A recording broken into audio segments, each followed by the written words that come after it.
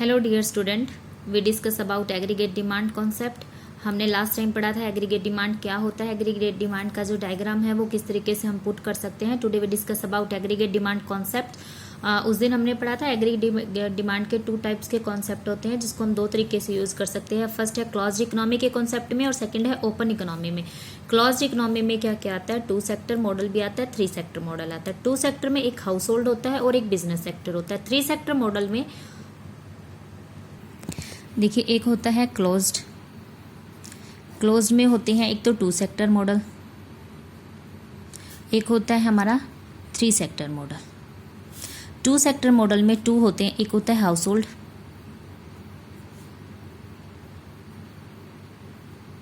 और दूसरा होता है बिजनेस, या आप उसको प्रोड्यूसर सेक्टर भी बोल सकते हैं। हाउस होल्ड सेक्टर के पास होते हैं इनपुट्स में आपको पता है 5 टाइप्स की इनपुट्स होती हैं, land, labour, capital, intrapreneur. Producer जो सेक्टर है उसके पास होता है प्रोडक्शन में होती हैं गुड्स। ठीक है, गुड्स आपको पता है कितनी भी नेसेसरी गुड्स होती है, लग्जरी गुड्स हो सकती है, बहुत तरीके की गुड्स होती है जिसको वो यूज करता है। 3 सेक्टर मॉडल में होता है हाउस होल्ड सेक्टर,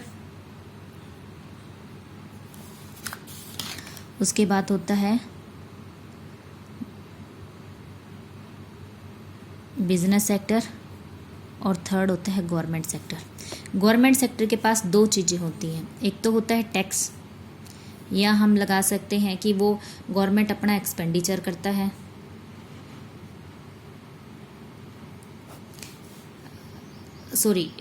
अगर टैक्स एक्सपेंडिचर तब करेगा जब वो वेलफेयर पे खर्च करेगा। एक होती है गवर्नमेंट की रिसिप्ट में क्या होता है हमारा टैक्स, जितना भी हम टैक्स गवर्नमेंट को देते हैं वो गवर्नमेंट की रिसिप्ट होती है। जितना भी गवर्नमेंट हम पे खर्च करती है वो गवर्नमेंट का एक्सपेंडिचर होता है।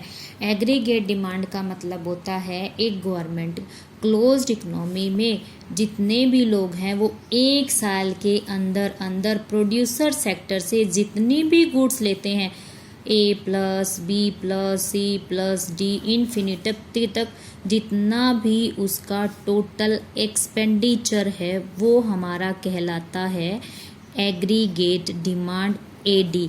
यानी कि जैसे अब मैंने देखो कोई भी एक स्टूडेंट है, पहले उसकी बुक्स की डिमांड होगी, फिर उसकी बैग की डिमांड होगी, उसे स्कूल जाने की डिमांड होगी, स्कूल फीस की डिमांड होगी, यूनिफॉर्म की डिमांड होगी।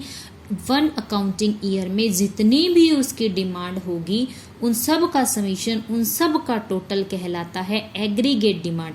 अगर हाउस होल्ड सेक्टर एक्सपेंडिचर करता है तो उसका एग्रीगेट होता है हाउस होल्ड सेक्टर की डिमांड, और प्रोड्यूसर सेक्टर है वो किस तरीके पे 2 तरीके से 2 डिमांड, एक तो वो करता है कंजप्शन, C का मतलब कंजप्शन और I का मतलब इन्वेस्टमेंट। अगले साल प्रॉफिट कमाने के लिए फिर वो इन्वेस्टमेंट करता है। तो 1 अकाउंटिंग ईयर में इसको हम ऐसे लिख सकते हैं कि जो प्रोड्यूसर सेक्टर है वो 1 अकाउंटिंग ईयर, आपको याद होगा कि अगर हम एग्रीगेट डिमांड की बात कर रहे हैं तो वो हमारा पॉइंट ऑफ टाइम पे नहीं, पीरियड ऑफ टाइम पे काउंट होता है। 1 अकाउंटिंग ईयर में जितना भी वो कंजप्शन करता है, कंजप्शन क्या करेगा बताओ आप, प्रोड्यूसर सेक्टर किस पे कंजप्शन करेगा? प्रोड्यूसर सेक्टर कंजप्शन करेगा इनपुट्स पे, उत्पादन करने के साधन पे। जितना भी 1 साल में वो खर्च करता है उत्पादन करने के साधन, प्लस जितना भी वो इन्वेस्टमेंट करता है। इन्वेस्टमेंट किस में करेगा? प्रॉफिट कमाने के लिए, अगले साल फिर प्रोडक्शन करने के लिए किसी टेक्निक पे वो प्रोडक्शन करता है। तो इन दोनों का टोटल, इन दोनों का समीशन 1 अकाउंटिंग ईयर में क्या कहलाएगा? Aggregate demand of producer sector. Producer sector की एग्रीगेट डिमांड क्या होगी? उसका 1 अकाउंटिंग ईयर में total consumption plus total investment. अब जो हमारा गवर्नमेंट है, अब हम 3 सेक्टर में एग्रीगेट डिमांड का मतलब पता करते हैं। देखो, consumption plus investment plus government. ठीक है, कंजप्शन क्या होता है? जिंदा रहने के लिए house hold sector necessary goods का भी कंजप्शन करेंगे और भी कंजप्शन करेंगे, लग्जरीज गुड्स का भी कंजप्शन करेंगे। जो प्रोड्यूसर सेक्टर है वो इन्वेस्टमेंट करेगा अपना प्रॉफिट कमाने के लिए। गवर्नमेंट है वो भी एक्सपेंडिचर करती है लोगों के वेलफेयर को इंक्रीज करने के लिए।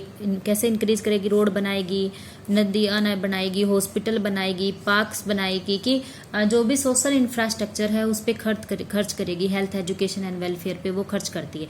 इन तीनों को अगर हम जोड़ देंगे तो 3 सेक्टर का हमारे पास क्या आ जाएगा, एग्रीगेट डिमांड।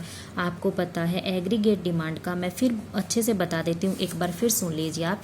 एग्रीगेट डिमांड का मतलब है 1 अकाउंटिंग ईयर में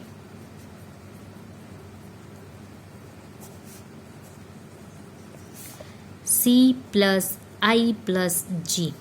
हाउस होल्ड सेक्टर का पूरे साल का कंजप्शन प्लस में प्रोड्यूसर सेक्टर का होल ईयर का इन्वेस्टमेंट प्लस में गवर्नमेंट सेक्टर का होल ईयर का एक्सपेंडिचर एंड इन्वेस्टमेंट। अगर इन तीनों का हम समीशन कर देंगे, तीनों का जोड़ कर देंगे तो हमारे पास क्या आ जाएगा, aggregate demand in 1 accounting year. Aggregate demand का कॉन्सेप्ट एक फ्लो कॉन्सेप्ट है, क्योंकि ये एक ड्यूरिंग द पीरियड का प्रोसेस है, ये पॉइंट ऑफ टाइम पे नहीं, एक पीरियड ऑफ टाइम पे काउंट किया जाता है। ठीक है, इसके बाद हम पढ़ते हैं aggregate demand for sector. For sector आपको पता है वो होता है हमारा फॉरेन सेक्टर। ठीक है, फॉरेन सेक्टर या हम उसको अब्रॉड सेक्टर भी बोल सकते हैं, अब्रॉड सेक्टर। उसमें क्या आता है, C+I+G।